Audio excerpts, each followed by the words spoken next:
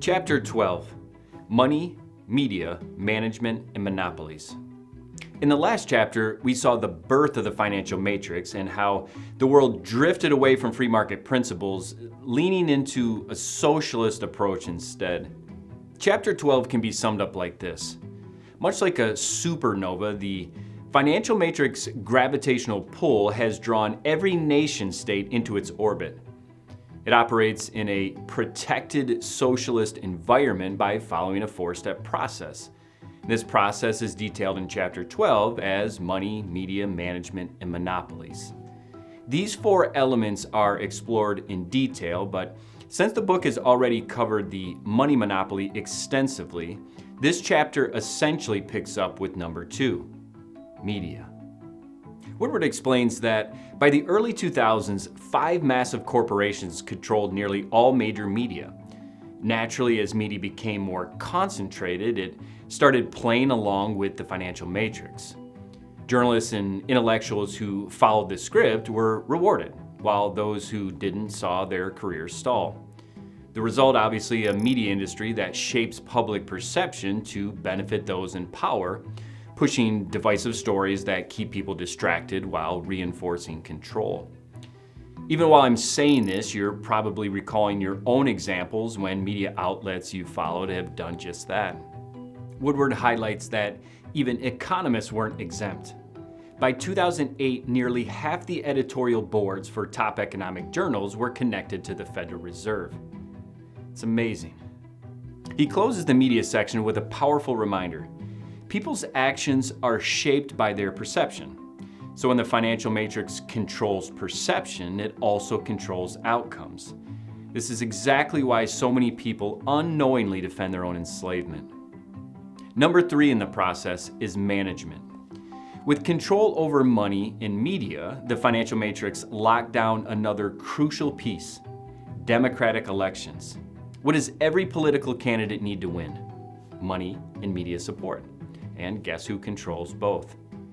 Woodward reminds the system thrives on division, keeping people split into opposing camps while maintaining the illusion of choice. Author Noam Chomsky may have put it best when he said, quote, what's the elections? You know, 2 guys, same background, wealth, political influence, went to the same elite universities, joined the same secret societies where you were trained to be a ruler. They both can run because they are financed by the same corporate institutions, end quote. Take note of the historical case of Anthony Sutton, a researcher at the Hoover Institute whose unfiltered revelations about the financial matrix during the Cold War led to his dismissal from his prestigious position and the defunding of his future research. His story serves as a clear example. Either you align with the gravitational pull of the financial matrix, or you find yourself cast adrift. And the final step in the process, number 4, monopolies. Once the financial matrix had money, media, and political control locked in, the final step was to secure monopolies. A deep dive into global corporate networks revealed something staggering. A tiny group of companies, mostly banks, hold disproportionate power over the world economy. Pay attention to Deborah McKenzie's New Scientist article titled Revealed: The Capitalist Network That Runs the World. In summary, McKenzie reported that a database tracking 37 million companies and investors worldwide exposed an interlocking ownership structure of economic power.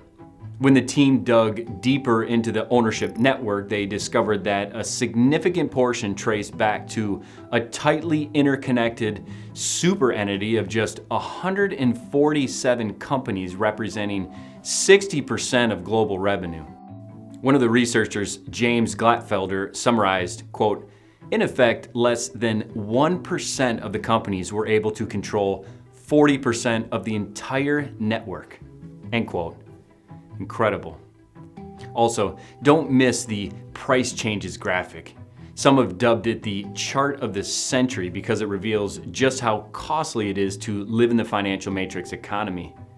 Government-protected industries like healthcare, College tuition and hospital stays keep prices rising far faster than inflation since they face no real competition.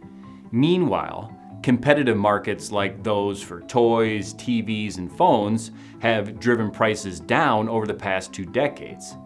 The takeaway is clear. Free markets benefit consumers, period. As you unpack this chapter, these 4 individual components can feel a bit overwhelming as you tackle them all at once. Each will likely strike a chord with you in different ways as you reflect on how they've shaped your own life. But rest assured, this book isn't just about problems, it also offers a way forward. The first 12 chapters lay the foundation, culminating in the final chapter where a practical plan to restore free market principles to money and banking is unveiled.